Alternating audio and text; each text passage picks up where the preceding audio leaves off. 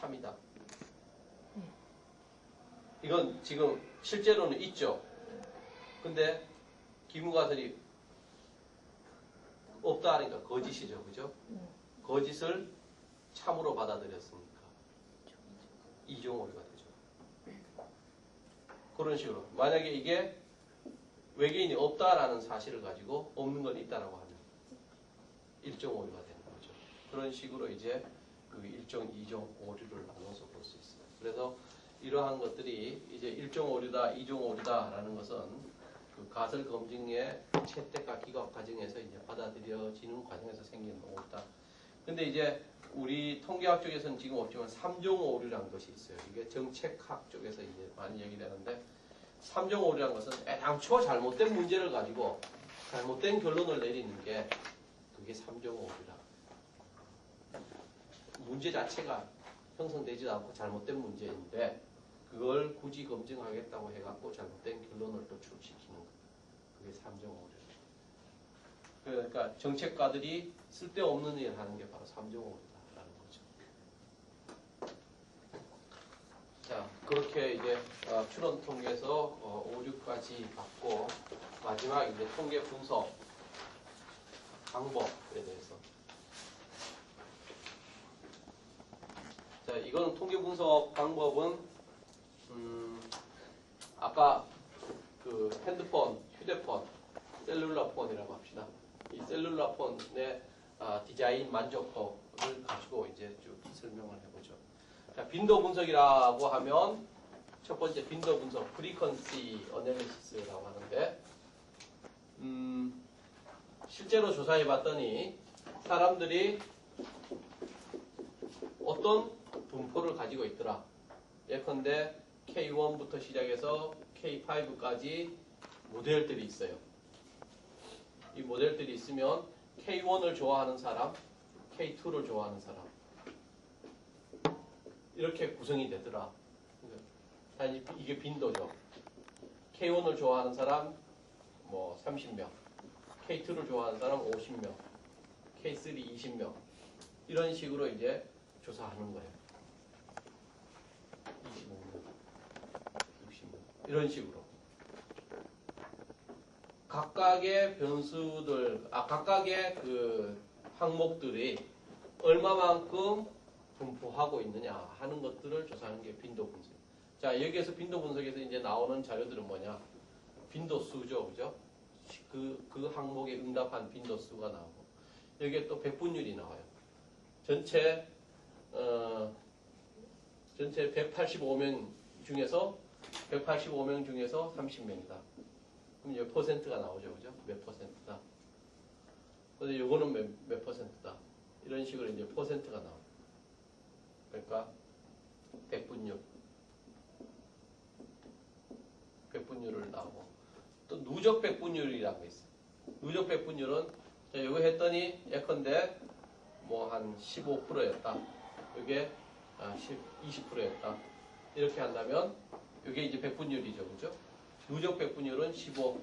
요거 두 모델 합해서 35. 이런 식으로 백분율을 합해 나가는 게 누적 백분율이에요.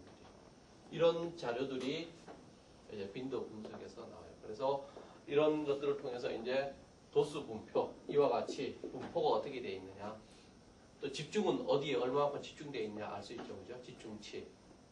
그 다음에 분산은 또 얼마나 되어 있느냐, 이런 것들을 알기 위해서 하는 분석이 빈도 분석. 가장 기본적이고 기초적인 자료다. 근데 여기서는 이제 아까 얘기했듯이 점 분석은 되죠. 아까 저기 추정할 때, 모수 추정할 때 점 추정은 가능하죠, 그죠? 이게 하나하나에 대해서. 근데 구간 추정이 돼요, 안 돼요? 안 되죠. 그래서 구간 추정이라는 건 뭐야? 신뢰성을 판단하는 거죠. 그 신뢰성에 대해서는 이게 믿을 바가 없어요. 믿기가 어려워. 과연 30명이 대답했는데 이걸 얼마만큼 믿을 수 있는가 하는 것은 검증할 수 있는 방법이 없어요. 빈도 분석으로는. 그래서 가장 기본적이고 1차적인 분석을 할 때 쓰는 방법이다. 예컨대 우리 뭐 선거 때 자주 나오죠. 한나라당 지지하는 층 25%, 열린우리당 뭐 몇 프로 이런 식으로 이제 그 퍼센트 몇 명, 몇 퍼센트만 이제 강조하는 것이 프리퀀시다라고 할 수 있어요. 그 다음에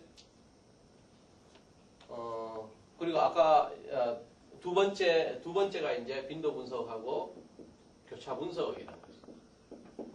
아까 핸드폰 예를 들면 교차 분석은 뭐냐면 예컨대 10대와 20대, 30대 해서 50대까지 세대별로 이렇게 해놓고 그 다음에 K1부터 K5까지 모델 이렇게 그려봐요. 이렇게 하면 K1 모델을 좋아하는 사람은 10대는 예컨대 3명, 20대는 5명, 30대는 7명, 50대는 뭐 70명 이런 식으로 나올 수 있겠죠. 그래서 각각의 셀마다 이제 점수들을 구해요.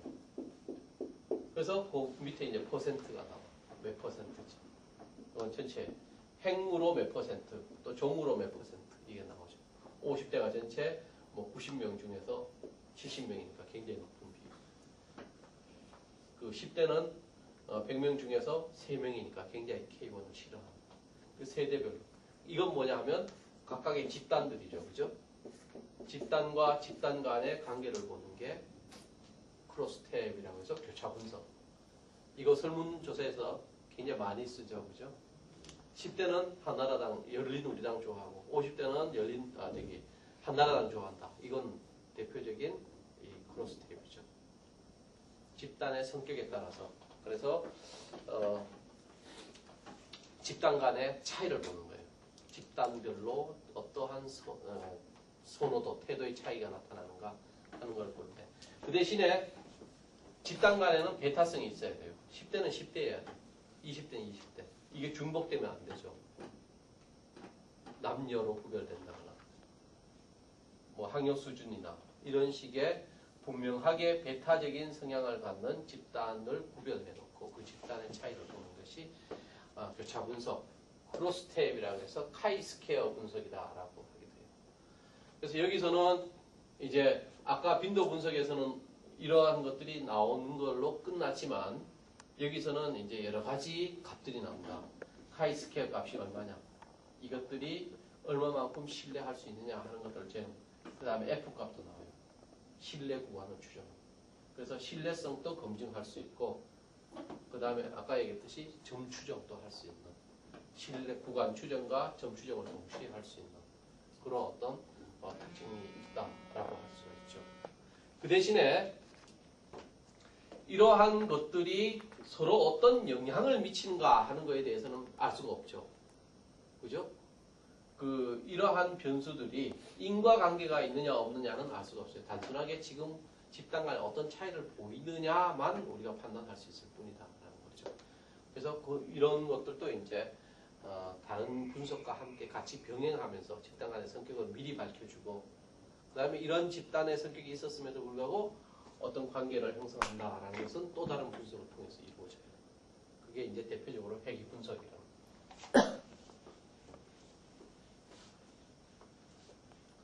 자, 회귀 분석은 아까 내가 누차 얘기했던 그런 거예요. 자, 이 핸드폰에 모델이 있어요. 핸드폰에 모델이 있어요. 이 모델의 선호도가 어떻게 결정되느냐? 선호도를 알고 싶다. 이게 종속 변수죠. 그럼 독립 변수들이 뭐가 있는가? 이 영향을 미치는 게 뭐가 있는가? 독립 변수, 아까 색상, 무게, 크기, 질감, 뭐 이런 것들이 있을 수 있죠. 이것들이 독립 변수들이죠. 이 독립 변수가 종속 변수에 미치는 영향의 크기와 정도, 방향을 아는 것이 회귀 분석이다라고 할 수 있어요. 아까 y equal 뭐 a 플러스 bx 이런 식으로 그게 회귀 분석이다. 그래서 이건 뭐냐 하면 하나의 이 xy 축이 있다라고 하면 막 분포가 이렇게 돼 있죠. 이렇게 어떤 추세들을 보이고 있어. 그러면 아까 이 가운데 기준점을 찾는다라고. 이 기준점, 즉 다시 이게 회귀선이죠. 회귀선을 찾는 과정이에요. 요걸 찾으면 요 선에서 어떤 인과관계가 이런 식으로 이제 XY의 관계가 이런 식으로 형성된다. 즉 이건 뭐야? 아까 얘기했듯이 y equal ax a 플러스 bx 이런 식이죠, 그죠? 요거의 식이 요 함수 식이에요. 그럼 이걸 구한다라는 건 뭐예요? 자, 이걸 여기에 몇 단위를 줬을 때 요거는 몇 단위 변한다라는 걸 우리가 알 수 있죠, 그죠? 여기 만약에 무게를 어떻게 했을 때 자, 선호도는 얼마만큼 달라질 것이다. 이런 걸 우리가 알 수 있죠. 자, 이 해기선을 구하는 게 바로 해기방정식이다. 라고 할 수 있어요. 이 해기방정식은 아까 얘기했듯이 잔차, 요걸로 구하는 거예요. 요것들의 거리들을 보는 거죠. 자, 요 관측치의 관철값과 요 해기선의 값의 차이. 요것이 최소가 되는 것이 여기 가장 가까워요. 최소라는 건 뭐예요? 제로. 요가 똑같아지는 거죠. 근데 그 수치를 가능한 한 줄이는 방법이 이제 해기선을 찾는 방법인데 그것이 OLS, 최소 자승법이라고 하는 방법으로 써요. 뭐 이거는 알 필요는 없는데 아무튼 이 OLS라는 최소 자승법에 의해서 해기선을 구한다. 그리고 이 해기선이라는 것은 바로 독립변수와 종수변수 간의 관계를 설명해주는 하나의 선이다. 라는 것을 이해해 주시면 돼요. 그래서 여기에서는 아까 얘기했듯이 개수들이 R 값들이 여기서 다 구해지죠. 얼마만큼 영향을 미친가 상대적으로. R, 개수, 상관개수. 상관개수, 그걸 표준화한 게 베타 값이라고 하는 거예요. 그 다음에 이것들의 또 얼마만큼 또 설명해 주는가. 하나의 변수들이 여기에 얼마만큼 영향을 미치는가 하는 변수, 설명력, 결정계수들을 또 알 수 있고. 그 다음에 F값이나 T값으로서 신뢰성도 측정할 수 있어요. 그래서 이와 같이 일정하게 그 관계들을 정확하게 영향이나 방향이나 정도 뭐 이런 것들을 종합적으로 알 수 있는 그런 어떤 방식이 해기 분석이다라고 할 수 있죠. 그래서 이 해기 분석이 사실 고급 통계, 추론 통계에서는 가장 중심적인 분석 방법이다라고 할 수 있어요. 다른 분석 방법들은 이 해기 분석 방법을 쓰기 위한 하나의 절차적인 분석 방법들이 대부분입니다. 아까 크로스탭은 이걸 쓰기 위한 하나의 절차적인 것은 아니지만 같이 병행해서 집단의 성격을 미리 밝히고 그 다음에 해기식을 돌렸을 때 이러한 영향의 관계가 있더라라고 할 때 크로스탭을 쓰기도 하고 그 다음에 그 해기 방정식을 쓸 때 또 빈도 분석도 마찬가지로 전체적으로 이런 집단의 성격인데 돌려봤더니 이런 인과성을 보이고 있더라라고 할 때 해기 뒤에 나오는 뭐 요인 분석이나 판별 분집 분석도 이 해기 방정식을 위한 하나의 수단으로 쓰는 경우가 굉장히 많아요. 그 자체로도 쓰지만. 그 다음에 T검증이라는 게 있는데 이 T검증이라는 것은 두 집단 간의 차이를 보는 거예요. A라는 집단하고 B 집단이라고 있으면 이 특성이 얼마만큼 차이가 있느냐 하는 것들을 보는 방식이에요. 그래서 이 평균이라는 걸 가지고 A 집단의 평균과 B 집단의 평균 이걸 평균을 비교함으로써 집단 간에 유의미한 차이가 있는지 없는지 이걸 구하는 거죠. 그래서 그 A 집단의 평균 M1하고 M2 이 평균의 차이 이것들을 가지고 표준 오차로 나눈 그러한 값이 바로 T검증 값이다 라고 했어요. 이거는 그냥 집단 간의 어떠한 차이를 보냐 집단의 특성이 어떻게 차이가 나는가 하는 것들을 알기 위한 분석의 방법이다. 그 다음에 분산 분석은 다른 말로 별량 분석이라고 하고 영어로는 아노바라고 해요. 이제 많이 쓰는 그런 분석 방법입니다. 분산 분석은 아까 평균 두 집단의 평균을 알고자 할 때는 T검증 쓴다 그랬죠. 그죠? 분산 분석은 세 집단 이상의 평균 차이를 검증하는 거예요. 분산 분석은 세 집단 이상. 예컨대 우리 핸드폰 아까 T검정 같으면 이제 10대와 20대의 선호도 차이를 보는 거예요. 모델들이 어떤 모델들을 선호하는지. 아니면 남자와 여자 모델의 차이를 보는 그런 검증을 할 때는 T검정을 써요. 근데 세 집단 이상의 그 차이를 볼 때 예컨대 세대별 여기는 두 집단이라는 것은 남녀 이렇게밖에 안 되죠. 그죠? 아니면 뭐 나이도 잘라서 젊은 층, 늙은 층 이렇게 자를 수도 있겠죠. 예컨대 30대 미만 이렇게 30대 이상 이렇게 두 집단으로 나눠서 볼 때는 T검정을 쓰고 세대별로 해서 세 집단 이상으로 10대부터 시작해서 50대까지 다섯 집단 간의 선호도 차이를 볼 때는 핸드폰을 어떻게 선호하냐 볼 때는 이 아노바 분석을 써요. 그래서 세 집단 이상의 평균 차이를 확인하고자 할 때, 분석하고자 할 때 아노바를 쓴다. 그래서 이 아노바라는 것은 가설 검증을 할 때도 쓰지만 또 독립변수 간에 또 어떤 이 세 집단 간에 어떤 또 그 상호관계를 가지고 있는가, 상호작용을 하고 있는가. 아까 봤던 공분산 확인하는 공분산 공변성 있죠. 공변성을 확인하는 하나의 그 분석 방법이기도 해요. 그래서 이 공변성 그러니까 핵이 분석을 하는 과정에서 직접적으로 안 미치고 이들 간의 상호작용 관계에 있을 때 이들 간의 상호작용이 있는지 없는지 확인하는 게 분산 분석 아노바 쓰기 돼요. 이 세 집단 이상이니까. 그래서 이 왜 세 집단 이상이냐? 하나, 둘, 세 개 변수 세 개 이상이죠, 그죠? 이 세 개 이상일 때 반드시 공변의 관계가 형성이 되죠. 그때 이제 이 별량 분석, 분산 분석을 써가지고 이 관계를 확인하고 이걸 치유를 하고 그리고 회귀 분석 들어가요. 그래서 이 분산 분석은 회귀 분석하기 전에 그 공분산을 찾아내서 수정하기 위한 하나의 수단으로도 쓴다라고 할 수 있죠. 그 다음에 판별 분석. 자, 판별 분석은 일단 집단들을 구분을 해요. 집단들을 구분하고 이 집단에 영향을 미치는 요인이 뭔가를 찾아내는 거예요. 예컨대 아까 핸드폰 같으면 집단을 남자와 여자 집단으로 구분해요.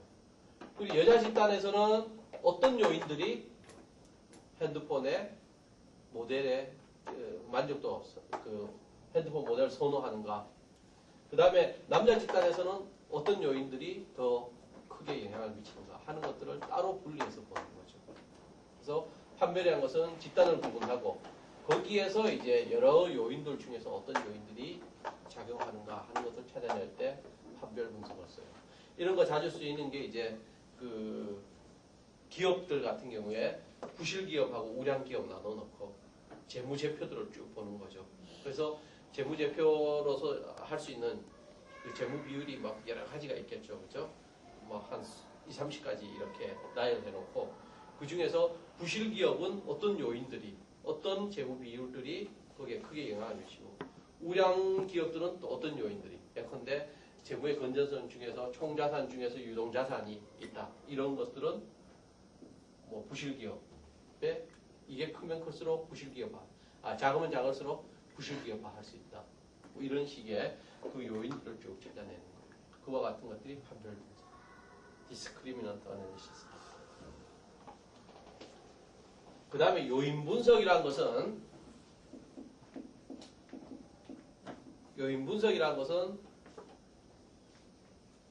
자, 여러 가지 변수들이 있다. 변수들이 굉장히 많아요. 자, 이게 이제 종속 변수에 영향 미치는 관계를 본다. 근데 이렇게 많은 복잡한 것들은 아까 얘기했지만 회계식을 할 때 굉장히 많은 그 함수식이 만들어지겠죠. 그죠? 그러니까 실질적으로 분석의 의미도 없어지고 분석할 때 굉장히 어려워요.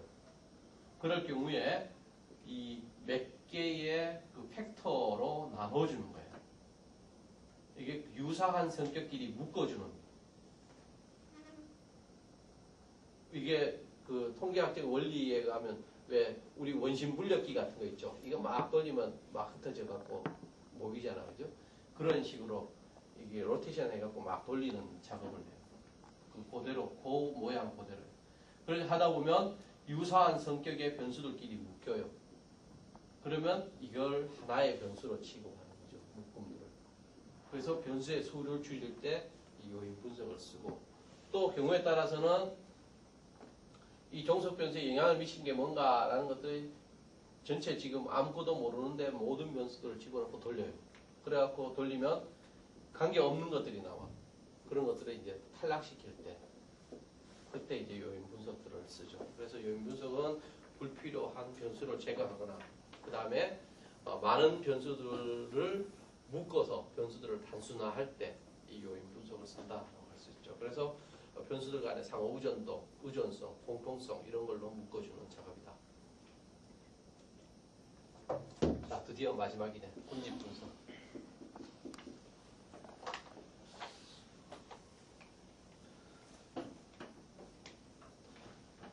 아까 변수들을 찾아낸다라고 했는데 이 요인 분석 같으면 아까 핸드폰 같은 경우에 어떤 거가 가능하냐 하면 제품에 영향을 주는 요인이 뭐가 있을까? 이것들을 막 무수히 많을 수 있죠. 이 중에서 이제 직접적으로 연관관계를 갖는 게 뭔가 하는 것들을 찾아내는 그 방법도 요인 분석을 쓴다. 마지막 군집 분석이라는 것은 여러분 뭐 토너먼트 경기 같은 거 할 때 이렇게 묶어주는 거 있죠. 막 있어요. 이렇게 그 사례들이 있어. 유사한 성격끼리 이렇게 묶어져. 몇 묶음씩. 그리고 또 묶어져요. 이런 식으로 하나씩 묶어 나가는 작업을 하는 게 군집 분석이다라고 할 수 있어요. 유사한 성격끼리 집단을 묶어줘. 그리고 그 집단이 어떤 공통적인 성격을 가지고 있는가를 찾아낼 때. 아까 요인 분석도 묶어준다 그랬죠, 그죠? 근데 요인 분석은 묶어주는데 묶어줘가지고 단순히 단일화 시켜놓고 인과관계를 보고자 할 때 요인 분석을 쓰는데 군집 분석은 그 자체로서 묶어주고 그 집단 간에 어떠한 속성의 차이가 있는지 하는 것을 밝힐 때 이 인과관계를 찾기보다는 집단의 성격을 찾을 때 다른 집단의 성격들로 분류하고 그 집단의 성격들을 규명하고자 할 때 이 군집 분석을 쓴다라고 할 수 있어요. 그래서 군집 내에서는 유사성이 굉장히 크죠. 군집 간에는 이질성이 굉장히 강하다. 이런 것들을 이제 통계적으로 찾아내고 그리고 그 성격들을 요약하고 정리하는 그런 과정이 군집 분석이다라고 할 수 있어요. 그래서 지금 여기 8가지 쭉 분석 방법들을 얘기했는데 어렵죠, 그죠? 근데 다 쓰임이 다 있어요. 그리고 이게 연구가 도대체 어떤 연구를 하고 있는가, 또 어떤 목적으로 하고 있는가, 그거에 따라서 자료의 성격이 어떤 건가에 따라서 이 각각의 통계 분석 방법들을 취사 선택해서 쓸 수 있다는 거죠. 내가 만약에 단순하게 우리 학생들이 어느 지역에 많이 살고 있는가 하는 것들을 알기 위해서는 굳이 이렇게 해기 분석이나 판별 뭐 이렇게 어려운 거 쓸 필요 없죠. 그냥 단순하게 빈도 분석해가지고 경기도 남부 지역에 몇 명, 서부 지역에 몇 명, 서울에 몇 명 이런 식으로 그냥 알 수 있습니다. 몇 퍼센트 있다. 그 다음에 예를 들어서 우리 그 지역별로 학생들이 성적을 알고 싶다. 그럴 때는 뭐를 써요? 크로스탭을 쓰죠. 지역별로 성적을 놓고 그 지역 간의 성적의 차이가 어떻게 집단 간의 성격의 차이가 나는가. 그럴 때는 이제 크로스탭, 교차 분석을 쓰기도 하고. 그 다음에 우리 학교 학생들의 성적이 어떤 거에 의해서 영향을 받는가. 개인의 노력인가, 집안의 환경인가, 그 다음에 직장이나 시간의 여유인가, 뭐 이런 식으로 여러 가지 요인으로 놓고 보죠. 그래서 어떤 것들이 크게 영향을 미치는가, 어떤 요인들이 성적에 결정적으로 영향을 미치는가, 이걸 알기 위해서는 해기 분석을 하죠. 이와 같이 목적에 따라 달라요. 또 우리 학생들 성적을 놓고 봤을 때, 자, 이걸 의미 있는 집단으로 묶어줘가지고 그 집단들 간에 또 이제 어떠한 특성들이 있는가 할 때 군집 분석. 또 그걸 묶어가지고 예컨대 변수들을 하나로 단순화시켜서 다시 영향력의 관계를 보기 위해서 쓸 때는 요인 분석을 하는 거고. 그런 식으로 이제 그 목적에 따라서 통계 분석의 방법이 결정된다라고 할 수 있어요.